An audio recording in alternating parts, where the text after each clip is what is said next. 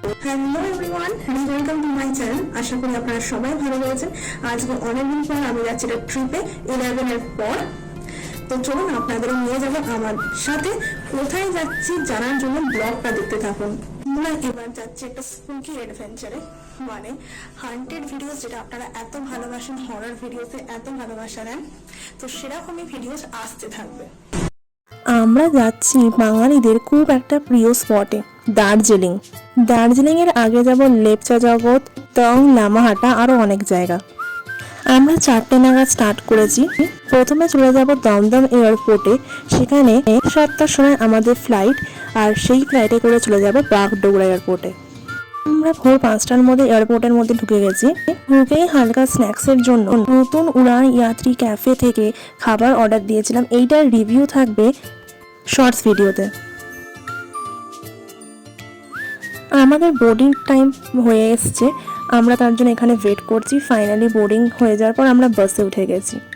আমরা air India express এই ফ্লাইটের মাধ্যমে বাগডোগরা যাব। দার্জিলিং এবং তার আশেপাশের জায়গাগুলি প্রত্যেকটাই ব্রিটিশ শাসনে ছিল। ব্রিটিশাররাই এই জায়গাগুলো সবকটা তৈরি করেছে। এই জায়গাগুলো জুড়ে রয়েছে প্রচুর বিভিন্ন রকম গল্প, তার মধ্যে বিভিন্ন রকম ভূতের গল্প, হান্টেড প্লেসের জায়গা ফেমাস। আমরা এরকম কয়েকটা হান্টেড প্লেসে যাব আর গিয়ে দেখবো সত্যি এরকম কিছু ঘটনা ঘটে কিনা। ল্যান্ডিং টাইম প্রায় চলে এসছে। বাগডোগরা এয়ারপোর্টের মধ্যে ফটোগ্রাফি প্রোহিবিটেড, কারণ এটা একটা ডিফেন্স এয়ারপোর্ট। ফাইনালি নেমে গেছি আর এখন আমরা আমাদের গাড়ির দিকে যাচ্ছি।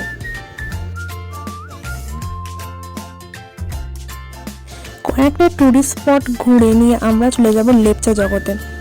শিলিগুড়িতে রিসেন্ট বৃষ্টি হয়েছে বলে সূর্যের সেরকম তাপ নেই।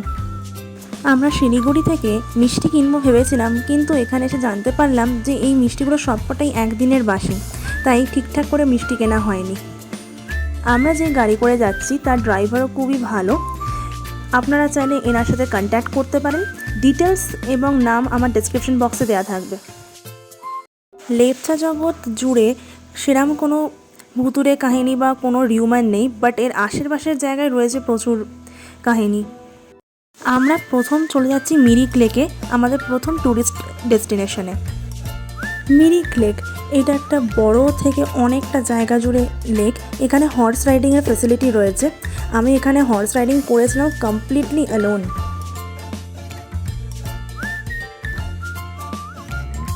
মিরিক লেকের এন্ট্রি ফিস হচ্ছে 20 টাকা।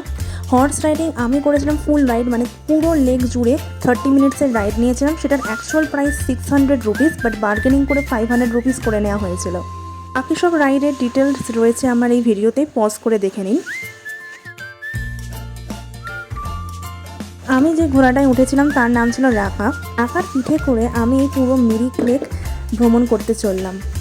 অনেকটা দূরে যাওয়ার পর একটা প্রশ্ন না করে থাকতে পারলাম না, আপনারাই শুনুন। आपने डाउनहिल रोड के बारे में सुना है? हाँ हाँ, तो वहाँ पे लोग बोलते हैं भूत भूत का चक्कर है, तो आपने कुछ सुना है?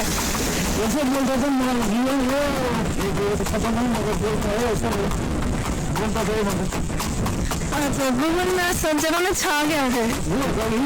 हाँ, डाउनहिल घंटे टेक करके। हाँ हाँ, तो ऐसा कुछ देखा गया है?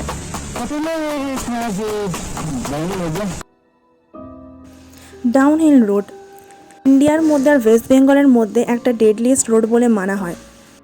ওনার রিলেটিভ, মানে যার ঘোড়া তার রিলেটিভ মানে থাকে, তাই চেক করলাম কতটা সত্যি সেই জায়গাটা ভুতুরে কিনা। হর্স রাইডিং করে এসে দার্জিলিংয়ের ফেমাস মোমো খেলাম, যেটা ছিল খুবই ভালো খেতে। 80 টাকার এক এক প্লেটে 8খানা করে মোমো থাকে, সাইজে ছোট হলেও খেয়ে মন ভরে গেল। এরপরে চলেছিলাম গোপালধারা টি গার্ডেনে। এটা কিন্তু কোনো এন্ট্রি ফিজ নিয়ে কোনো টি গার্ডেন না, ট্যুরিস্টরা নিজেদের মতোই এখানে ঘুরতে পারে এবং ছবি তুলতে পারে। গোপালধারা টি পয়েন্টের বাইরেই ছিল একটা স্ন্যাক্সের দোকান। মা বাবা চা নিয়েছিল, আমি চা খাই না বলে আমরা একটা মোমো নিয়েছিলাম, চিকেন মোমো। কি স্বাদ এটার, এখনও মুখে লেগে রয়েছে। গরম মোমো আর এখানকার স্পেশাল চাটনির সাথে। এরপরেই আমরা চলে যাচ্ছি সীমানা ভিউ পয়েন্ট। সীমানা ভিউ পয়েন্টের একটা মজার ব্যাপার রয়েছে, একটা ড্রেন মতো রয়েছে এক পা হয়ে যাবে নেপালে, এক পা ওয়েস্ট বেঙ্গলে। দাঁড়ান দেখাচ্ছি। আর এখন যেই রাস্তাতে দিয়ে যাচ্ছি তারও একদিকে নেপাল রয়েছে, একদিকে ওয়েস্ট বেঙ্গলের মধ্যে রয়েছি।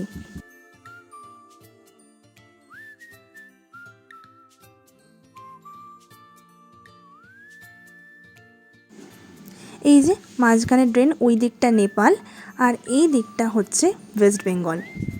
এখানে দাঁড়িয়ে উঁচু উঁচু পাহাড় দেখা যাচ্ছে। এরপর পাইন ফরেস্টের ভেতর দিয়ে আমরা চলে যাচ্ছি লেপচা জগতের পাইন ফরেস্ট। মিরিক হয়ে এইদিকে এলে লেপচা জগৎ পাইন ফরেস্টে আসা যেতে পারে। জেনারেলি এখানে টিকিট কেটেই ঢুকতে হয়, কিন্তু আমরা যেহেতু দেরি করে একটু এসছি, টিকিট কাউন্টার বন্ধ হয়ে গেল আর উনি বললেন চলে যাও, ফ্রিতে চলে যাও। একটু দেরিতে গেলে ফ্রিতে পেয়ে যেতে পারেন। এটা কিন্তু একটা দার্জিলিংয়ের হান্টেড এরিয়া বলে জানা হয়।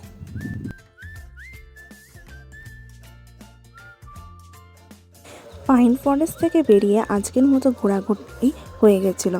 এবার চলে যাচ্ছি লেপচা জগতে আমাদের হোমস্টের দিকে। এটা হলো আলিশা হোমস্টে। ইউটিউব থেকে আমরা এদের খোঁজ পেয়েছিলাম। এদের সার্ভিস দুর্দান্ত। এখানে মালকিনই আমাদের কাজ করে দিচ্ছিলেন। রুম নিট অ্যান্ড ক্লিন, ভালো ভিউ রয়েছে উইন্ডো থেকে। খাবার কোয়ালিটি নিয়ে কোনো প্রশ্নই হবে না, খুবই ভালো। আর রুম সার্ভিসও খুবই ভালো। ডিটেলস আমার ডেসক্রিপশন বক্সে দেওয়া থাকবে।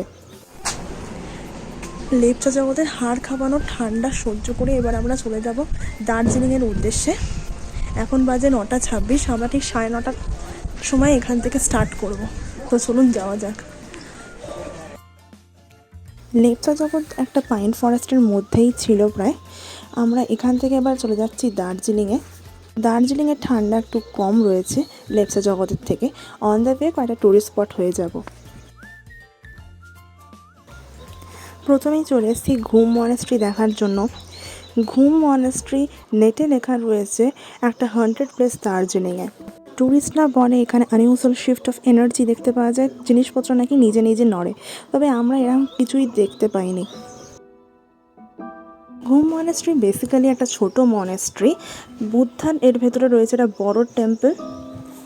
একটা বড় থেকে মেন প্রেয়ার ফিল্ড রয়েছে, যেটা আমিও ঘুরিয়েছিলাম। এরপরে চলে গেছিলাম বাতাসিয়া লুপে। এটা একটা ওয়ার মেমোরিয়াল। ₹50 পার পার্সন করে দিয়ে ভেতরে ঢুকে গেলাম। ভেতরটা অনেক একটা গার্ডেনের মতো। টয় ট্রেন বা জয় রাইড এইটা হয়ে যায়, এরপরে আমরা জয় রাইডেই যাব। এখানে আমরা ছবি তুলে আর এখানকার লোকাল ড্রেস পরেও কিছুটা সময় কাটিয়েছিলাম। আমরা যতক্ষণ ছিলাম তার মধ্যে একটা কয়লার ট্রেন এলো। এই কয়লার ট্রেনে এই পলিউশন রেট দেখেই আমি আর চড়তে চাইনি, ডিজেলটাতে চড়েছিলাম। টেলিস্কোপ দিয়েও এখানে দেখার সুবিধা রয়েছে। টেলিস্কোপ দিয়ে কাঞ্চনজঙ্ঘা আর অনেক কিছু দেখতে পাওয়া যায় এখানে। এরপরেই চলে গেছিলাম জয় রাইডের টিকিট কাটতে, যেখানে আমার সাথে হয়ে গেছিলো একটা বড় থেকে স্ক্যামটা কী হয়েছিল জানতে গেলে ভিডিওটা দেখতে থাকুন। আমরা লাস্ট ডিজেল ট্রেন 125-এর বুক করেছিলাম। তারপর আমাদের ওয়েটিং টাইম অনেকটা ছিল, তো আমরা একটু চলে গেছিলাম টয় ট্রেন ক্যাফের পাশেই খাবার দাবার জন্য। এখানের অ্যাম্বিয়েন্সটা খুবই সুন্দর, পুরো টয় ট্রেনের মতো। আর খাবারও খুবই ভালো। মোমো নিয়েছিলাম, মোমোটা প্রচণ্ড জুসি। আর এখানকার চাটনির তো কথাই হবে না, হোমমেড, আর তার সাথে দিয়েছিল মেয়োনিসও। এরপরেই আমরা চলে গেছিলাম প্ল্যাটফর্মের কাছে ওয়েট করার জন্য, যেখানে একজন সুইট কর্ন মিক্স বিক্রি করছিল। আমরাও একটু টেস্ট করেছিলাম আর সেটাও খেতে খুবই ভালো ছিল।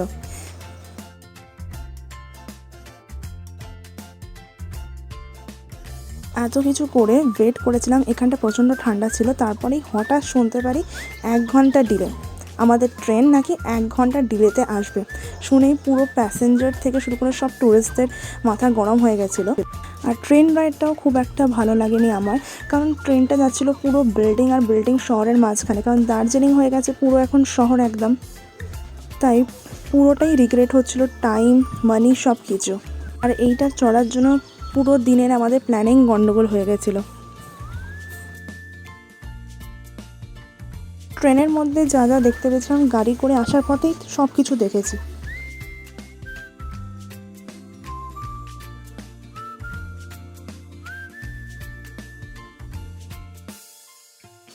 ফাইনালি 4:30 দিকে আমাদের এই জয় রাইড শেষ হয়ে গেছিলো।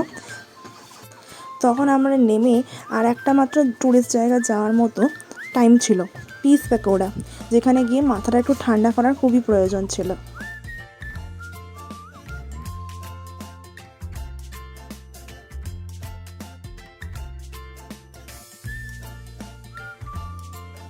এখানে একসাথে দুটো জিনিস ছিল, জাপানিজ টেম্পল আর পিস প্যাকোড়া। অন্যান্য টেম্পলে যেরকম বুদ্ধিস্ট ভিল থাকে, এই জাপানিজ টেম্পলে বুদ্ধিস্ট ভিল ছিল না, একটা ছিল ওপেনের মতো একটা জিনিস যেখানে মঙ্ক বাজাচ্ছিল, তার সাথে টুরিস্টরাই গিয়ে বাজাচ্ছিল। ওপরে যেহেতু ফটোগ্রাফি নিষেধ তার জন্য বলে দিলাম, কিন্তু দেখাতে পারলাম না। এরপর 80খানা সিঁড়ি উঠে ওয়ার্ল্ড পিস প্যাকোড়ায় গিয়েছিলাম। এখান থেকে ভিউটা খুবই সুন্দর ছিল।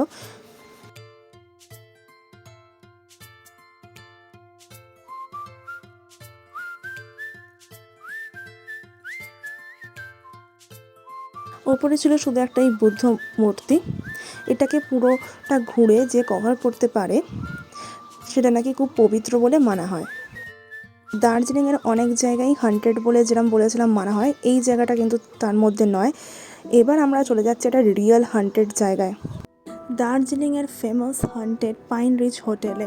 আমরা এখানে আগামী 2 দিনের জন্য থাকবো, দেখবো এই ভুতুরের জায়গার কতটা সত্যি ভূতের ঘটনা ঘটে কিনা, এবং দেখব এখানের সার্ভিস কেমন। আজকের ভিডিওটা এই অবধি, পরের পার্ট আসবে তাড়াতাড়ি। Like, share, subscribe. Thanks for watching.